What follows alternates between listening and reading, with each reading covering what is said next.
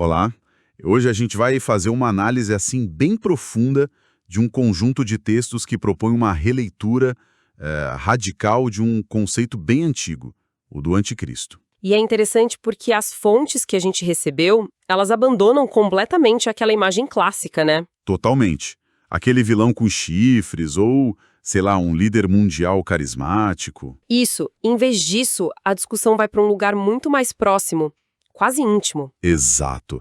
Aponta para algo que talvez esteja, sei lá, no nosso bolso, neste exato momento. O que eu acho fascinante aqui é como esses textos pegam uma simbologia com raízes assim super religiosas para fazer uma crítica muito afiada da sociedade de hoje. Uhum. A discussão sai da teologia e vai para a psicologia social, para a sociologia, questionando a natureza do controle, do consentimento e, claro, da tecnologia no mundo. E a proposta é que talvez o grande antagonista da nossa era não seja uma força externa, Exatamente. Mas um sistema que a gente mesmo ajuda a construir. e a manter. Um sistema que, e esse é o ponto, não precisa de imposição. Então vamos começar a desvendar isso. A fonte principal, um texto chamado Anticristo, abre com uma memória coletiva. Uma memória bem específica, né? Muito. Ele diz, por muito tempo a gente teve medo do número 666. Medo do chip, aquela ideia de uma marca visível subcutânea que ia separar os marcados dos não marcados. Sim, a gente cresceu com essa imagem no imaginário popular. Pois é, mas logo em seguida o texto lança a pergunta que para mim guia toda a nossa análise.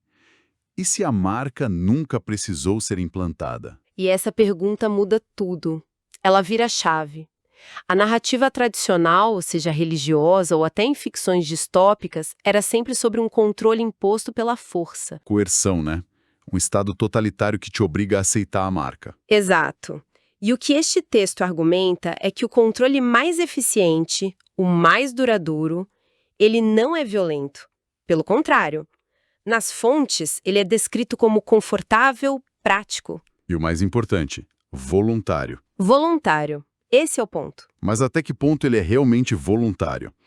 Porque assim, quando o texto diz, hoje ninguém precisa te obrigar a nada, você carrega o sistema no bolso, eu fico pensando, claro, ninguém me forçou a ter um smartphone, mas é quase impossível funcionar na sociedade moderna sem um, para trabalhar, para ir ao banco, para se comunicar. Sei. Não é uma escolha tão livre assim, é? Essa é uma observação crucial.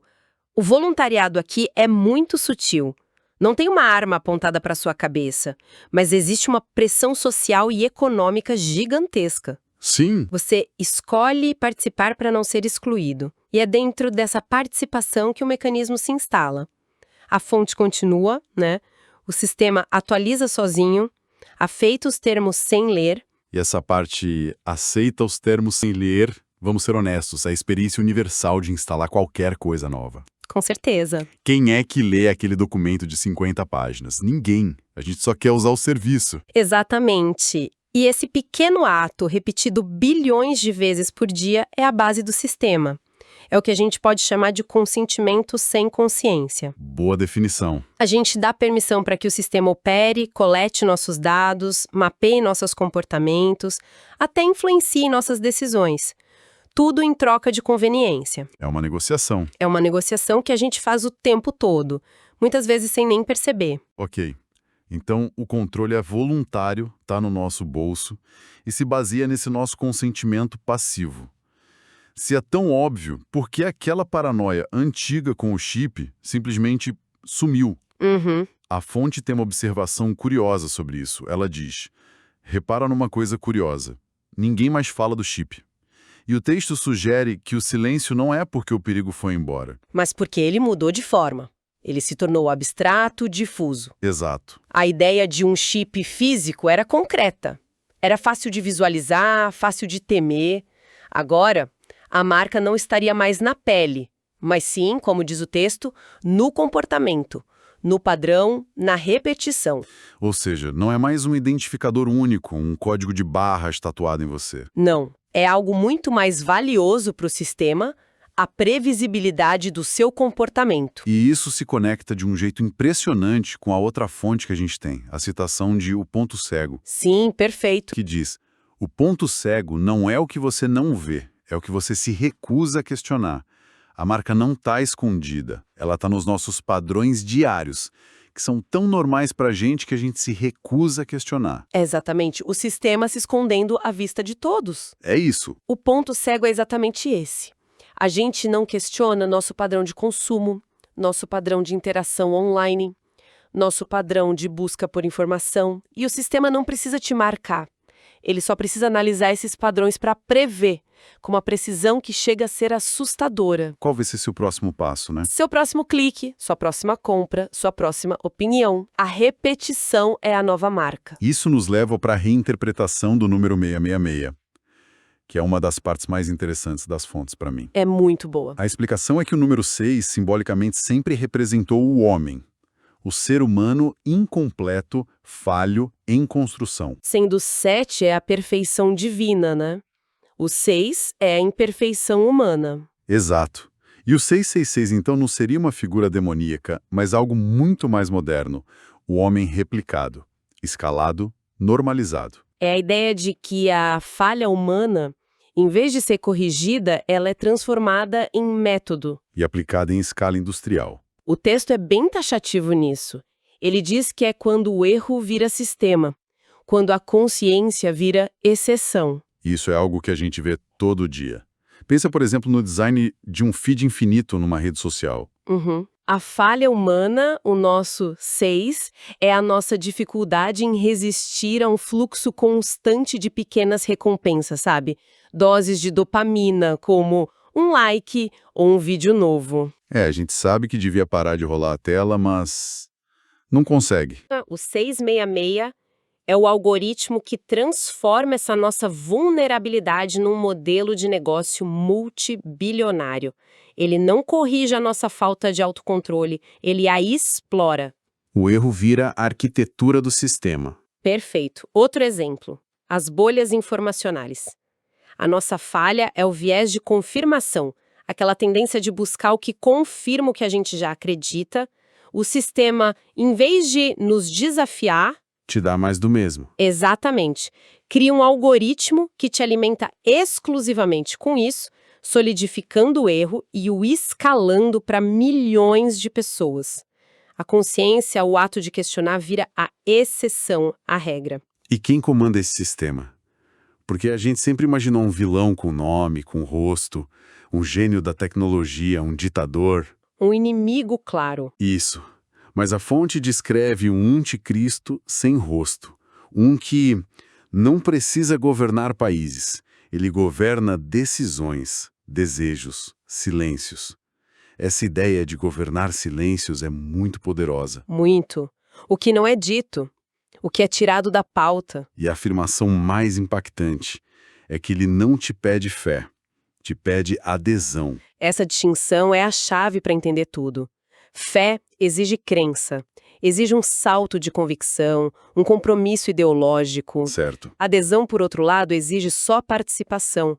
É um ato muito mais passivo, mais pragmático. Tipo, a diferença entre acreditar na missão de uma empresa de tecnologia. E simplesmente usar a plataforma todo dia porque seu trabalho e seus amigos estão lá. A plataforma não precisa da sua fé. Ela só precisa do seu tempo de tela, dos seus dados, do seu clique. Ou seja, o sistema é agnóstico em relação à nossa crença. Ele é puramente funcional. Exato. Ele não se importa com o que a gente pensa dele, contanto que a gente continue a usá-lo, a alimentá-lo com a nossa participação. Precisamente. É um controle que não busca converter almas, mas sim capturar comportamentos. E por ser tão sutil, tão sem uma ideologia clara, ele fica mais difícil de identificar e de combater. Com certeza. Não tem um manifesto contra o qual lutar. Tem só uma interface amigável, notificações e uma promessa constante de mais conveniência. E aqui a análise vira a câmera pra gente. A gente chega na parte mais incômoda, que a fonte chama de o espelho. Aqui a coisa fica pessoal. A responsabilidade é invertida. A sugestão é que talvez o anticristo não seja alguém que manda, mas alguém que obedece sem questionar. Alguém que, conscientemente ou não, Faz as trocas que o sistema propõe. Verdade por conforto, liberdade por pertencimento, consciência por aprovação. E o texto define isso como uma função e afirma que toda função precisa de alguém que exerça. É uma ideia profundamente desconfortável, Muito. porque ela remove a possibilidade de culpar um inimigo externo e nos coloca no centro da questão. E a frase final desse trecho é um soco no estômago. E às vezes esse alguém somos nós. Essa frase é pesada, né? Faz a gente parar e pensar em quantas pequenas decisões a gente toma todo dia que alimentam esse sistema. Em cada escolha. Quando a gente prefere a resposta fácil de um feed algorítmico em vez da busca complexa e demorada pela verdade. Ou quando a gente silencia uma opinião diferente para garantir o pertencimento a um grupo online. A troca de consciência por aprovação. Na forma de curtidas e compartilhamentos. É a moeda corrente de hoje. E é aí que a citação do ponto cego volta com força total. A função do anticristo só pode ser exercida por nós porque a gente se recusa a questionar essas trocas. A gente protege o ponto cego. Exato, a gente protege porque ele nos dá conforto, nos dá a sensação de pertencimento, a aprovação dos nossos pares. Questionar isso significaria questionar nós mesmos, nossas escolhas, nosso conforto, e isso é muito mais difícil do que apontar o dedo para um inimigo invisível. Então, como esse sistema se apresenta para o mundo para que a gente faça essa barganha tão facilmente? A embalagem dele é a melhor parte. O final do texto Anticristo esclarece isso. Ele não chega com fogo e enxofre, anunciando o fim dos tempos. Não. Ele chega prometendo eficiência. Ele não destrói a fé, ele a substitui. E não nega a Deus. Ele simplesmente oferece algo mais rápido. Essa é a grande barganha da modernidade. A troca da profundidade pela velocidade. A troca da reflexão pela gratificação instantânea. A troca de consciência por conveniência. Perfeito. O sistema não precisa ser maligno na aparência. Ele só precisa ser mais eficiente, mais rápido e mais fácil do que as alternativas. Porque cultivar uma comunidade real com seus atritos e dificuldades quando se pode ter a sensação de pertencimento com um clique. Exato. Ou por que esperar por uma resposta que exige estudo, quando se pode ter uma resposta imediata no buscador? Enquanto a gente está ocupado aceitando essa barganha da eficiência, o sistema nos oferece a distração perfeita, não é? É aí que entra a nossa terceira fonte, a pequena lista de só perguntas. Sim. Ela menciona Nova Ordem Mundial, Illuminatis, Foro de São Paulo. Exatamente, esses são os bodes expiatórios perfeitos. São os vilões externos, com rosto e nome, que a fonte principal argumenta que são uma distração. Entendi. Enquanto a atenção se volta para encontrar uma sociedade secreta que estaria controlando tudo nos bastidores, o verdadeiro sistema de controle, aquele que opera abertamente nos nossos celulares, nos nossos hábitos, ele funciona sem ser perturbado. É a desresponsabilização em forma de teoria. Se a culpa é de um grupo oculto, então o problema não está no aparelho que eu carrego, nos termos que eu aceito sem ler. Ou no conforto que você prioriza sobre a verdade. Isso. O problema está neles, lá fora. Isso nos absolve de qualquer cumplicidade. E a tese central que emerge da combinação dessas fontes é justamente essa.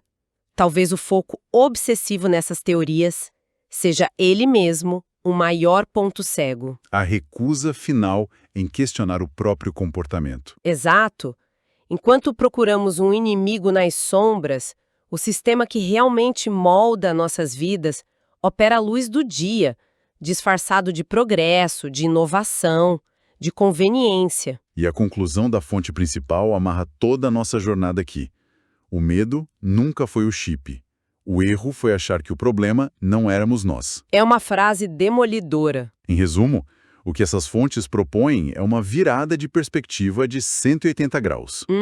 A gente sai do medo de um controle externo, explícito e coercitivo para uma reflexão sobre um sistema interno, voluntário e sedutor. Um sistema que não funciona apesar de nós, mas através de nós. Ele é movido pela nossa adesão e se alimenta da nossa busca incessante por conforto, por aprovação e por eficiência. E essa análise nos deixa numa posição muito mais complexa. Muito mais, porque não há um inimigo claro a ser derrotado. Há um sistema a ser compreendido e, principalmente, uma série de escolhas pessoais a serem reavaliadas.